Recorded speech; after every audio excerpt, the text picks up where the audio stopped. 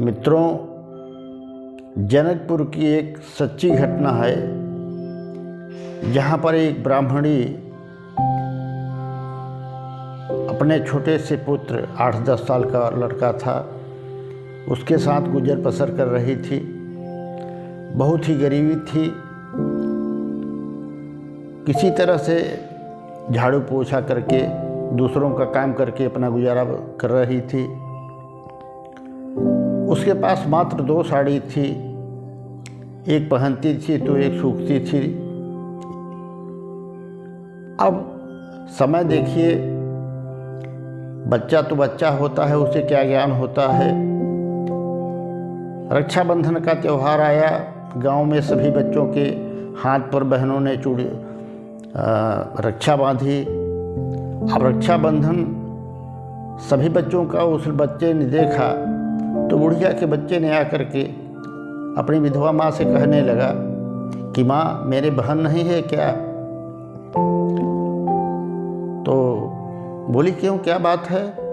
बोले, सबकी बहनें अपने भाइयों को राखी बांध रही हैं और मेरी कोई बहन नहीं है, तो मुझे कौन राखी बांधेगा?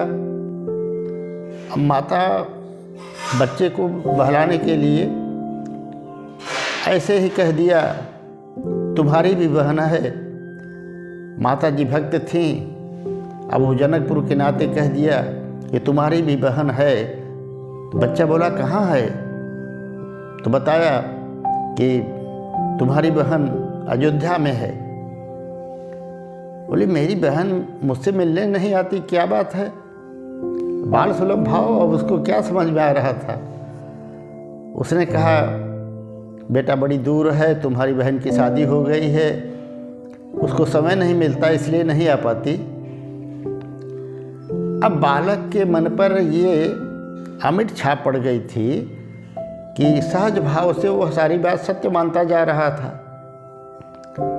मेरी बहन अयोध्या में रहती है और सबके बहनें सबको राखी बांध रही हैं, मैं ऐसे ही हूँ, मैं भी अपनी बहन से मिलूँगा। अब वो मन ही मन ठान लिया कि मैं अपनी बहन से मिलूँगा। अब माँ ने तो ऐसे ही बच्चे को बहलाने के लिए कह दिया था कि तुम्हारी भी बहन है।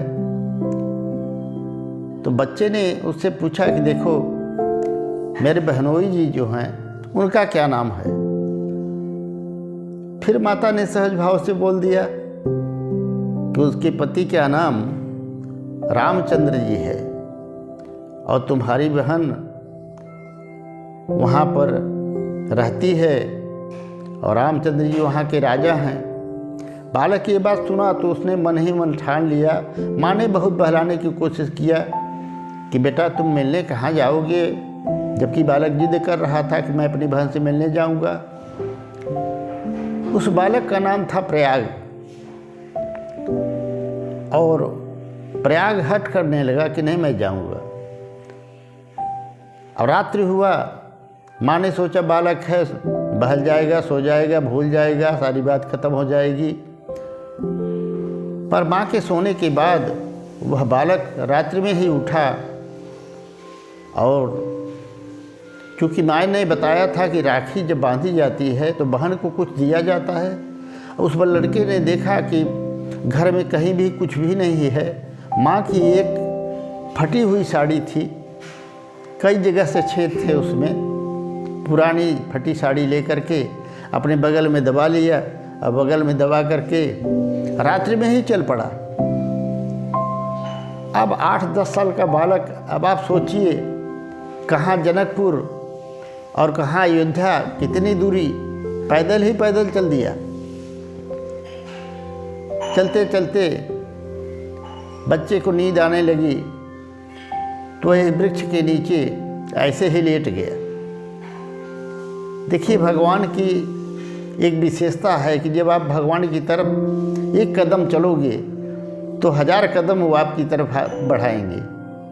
प्रभु तो अंतर्यामी है, सब कुछ जानते हैं।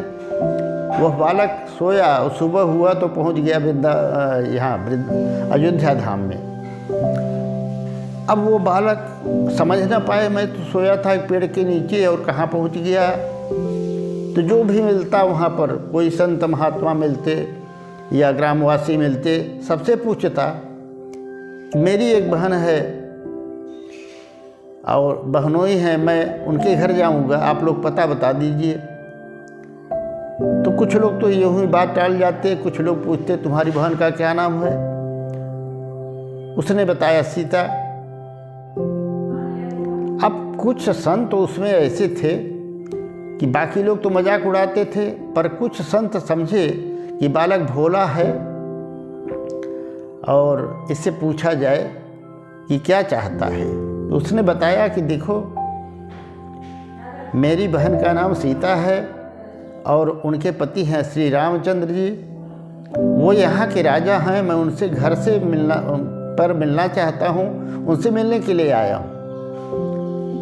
अब लोग यही बालक की बात सोचते थे कि ये तो पागल हो गया है, इसको कुछ पता है नहीं। अब वो पूरी गली गली ढूंढने लगा और ढूंढते ढूंढते थक के चूर हो गया। और शाम को उसे भूख सताने लगी, नींद सताने लगी, बहुत परेशान हो गया। रात्रि में वशिष्ठ कुंड के सामने एक वृक्ष के नीचे आकर के लेट गया और उसे बड़ी जोरों की भूख लगी थी। उसने मन ही मन निश्चय किया कि देखो, मैं यहाँ आया था बहन से मिलने के लिए, पर मेरी बहन तो मिलेगी नहीं, तो क्या फ़ायदा, इससे अच्छा है मैं अपनी माँ के पास लौट जाऊँगा। अब आप लोग खुद सोचिए कि बच्चे को जब ज़्यादा परेशानी होती है तो कौन याद आता है? माँ, क्योंकि माँ ही बच्चे को हर परिस्थितियों का निवारण करती है, उसका पालन पोषण करती है। बालक ये ठान करके कि मैं सुबह चला जाऊंगा, हताश हो गया, निराश हो गया कि बहन तो मिलेगी नहीं, और उसी वृक्ष के नीचे सो गया। रात्रि हुई, अर्धरात्रि को अचानक उसकी आंख खुली, देखता है बहुत ही दिव्य प्रकाश चमकता हुआ उसकी ओर आ रहा है।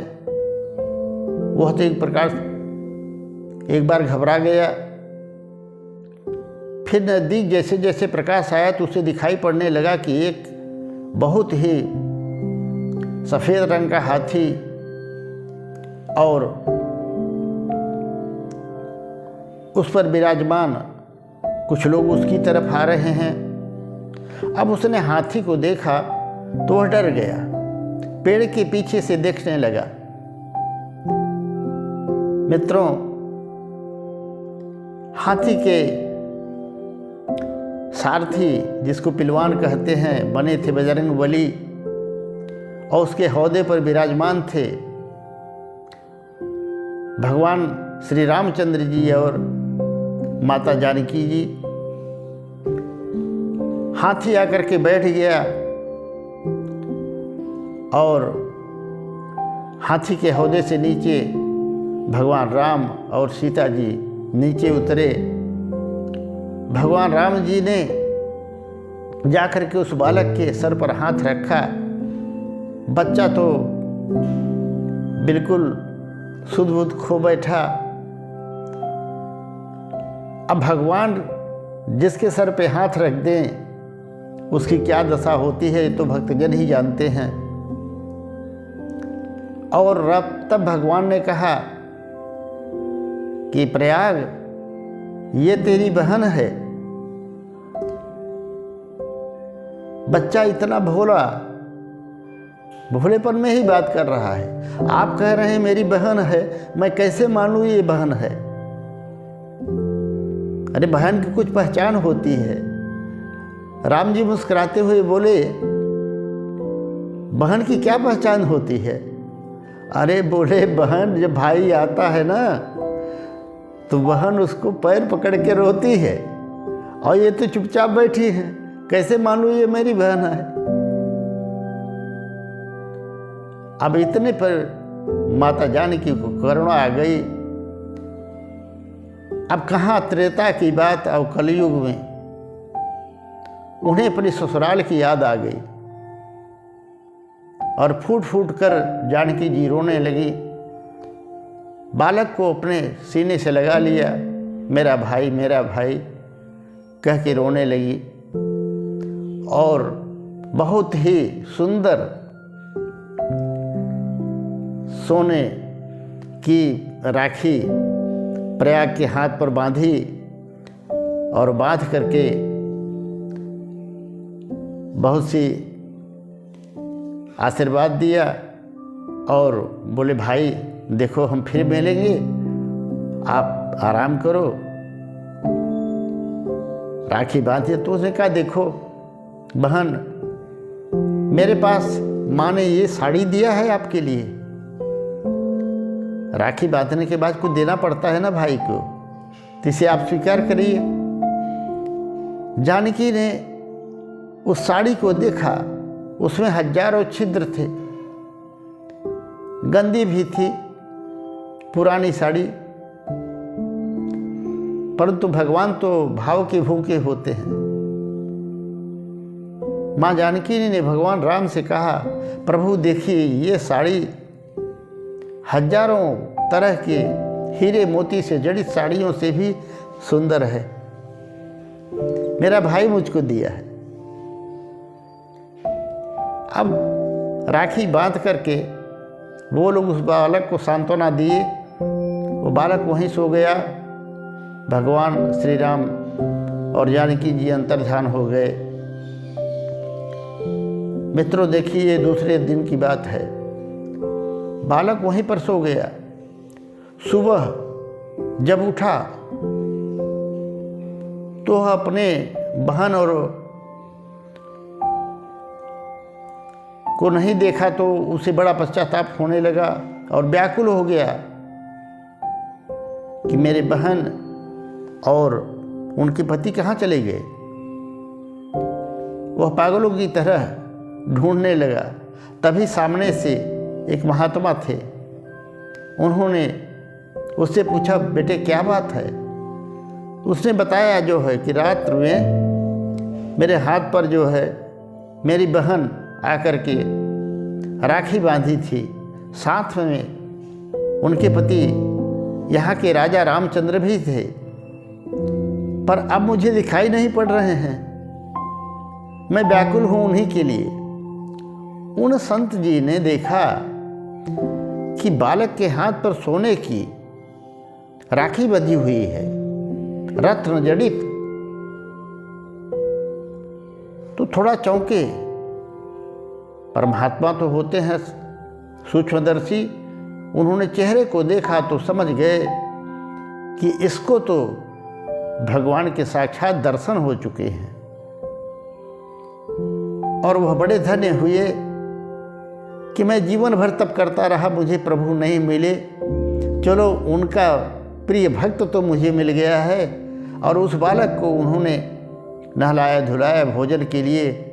जैसे ही प्रसाद पवाने के लिए तैयार हुए, तब तक देखा कि कुछ जानकी जी की सहचरी सोने के थाल में दिव्य पकवान लेकर के आई और प्रदान किया। कहा कि जानकी जी ने इनके लिए ये प्रसाद भेजा है, और कह करके चली गई। प्रयाग ने भोजन प्रसाद पाया और प्रसाद का ऐसा स्वाद जीवन में शायद ही हो सके तो किसी को अनुभूत हो जाए। अब वो महात्मा भी जो बाकी प्रसाद था वो पाया। सोने की थाल प्रयागदास को देते हुए उन महात्मा जी ने कहा कि तुम्हारी बहन ने तुम्हारे लिए भेजा है, इसे तुम ले जाओ। पर प्रयागदास ने कहा देखो महाराज, बहन के यहाँ का माता ने बताया है कि कोई भी सामान नहीं लेना चाहिए, एक तिनका भी नहीं लेना चाहिए। तो मेरी बहन का सामान है, मैं इसे नहीं ले जा सकता, इसे आप ही रखो। वो संत जी बड़े प्रसन्न हुए। उस थाल को, सोने की जो थालियाँ थीं, उन्हें वशिष्ठ कुंड में ही डाल दिया। प्रयागदास वहाँ से विश्राम किया और आँख खुली तो पुनः जनकपुर पहुंच गया अपने माता के पास। उस माता के पास जो 3 दिन 4 दिन से गायब बालक के लिए तड़प तड़प कर आंसू बहा रही थी, न भोजन न पानी। अपने बच्चे को देखते ही सीने से लगा लिया और रो रो कर पूछने लगी, बेटा तू कहाँ चला गया था, कहाँ गायब हो गया था, मैं तो बहुत परेशान थी। उस बालक ने कहा, माता मैं तो अपनी बहन से मिलने चला गया था अयोध्या, और देखो ये मेरे हाथ पर कलाई पर जो राखी बंधी है ना, मेरी बहन ने बांधी है। माता ने देखा, आश्चर्यचकित हो गई और बालक ने बताया कि माता जी देखिए, एक आश्चर्य ये है कि मेरे तो पैरों में पनही नहीं, हम लोग ज़मीन पर सोते हैं, लेकिन बड़ा आश्चर्य लगा, मेरी बहन और बहनोई तो स्वर्ण के सिंहासन पर बैठते हैं, हाथी पर चलते हैं। ये कैसा संबंध है? माता जी भी भक्त थी, सारी बातें समझ गई और उसे समझाया कि बेटे जब बड़े हो जाना तो फिर जा कर के उनसे मिलना। उसने भी वादा किया। मित्रों, एक बात है, आजकल के बालक जो है माता पिता या बड़े बुजुर्गों की बातों को अनसुना कर देते हैं, सुनते नहीं हैं, उसमें तर्क वितर्क करते हैं, अपनी बुद्धि लगाते हैं। विडंबना आज के दुख की यही है, आज के समाज की यही है। यदि हम माता पिता की बातों को सहज भाव से मान लें तो भक्त प्रयागदास की तरह हमारे जीवन में भी क्रांतिकारी परिवर्तन हो सकता है। बड़े बड़े संत महात्मा जिनका गुणगान आज तक कर रहे हैं, ऐसे पद को हम आप भी प्राप्त कर सकते हैं। जय जय सीताराम, राधे राधे, जय श्री कृष्ण।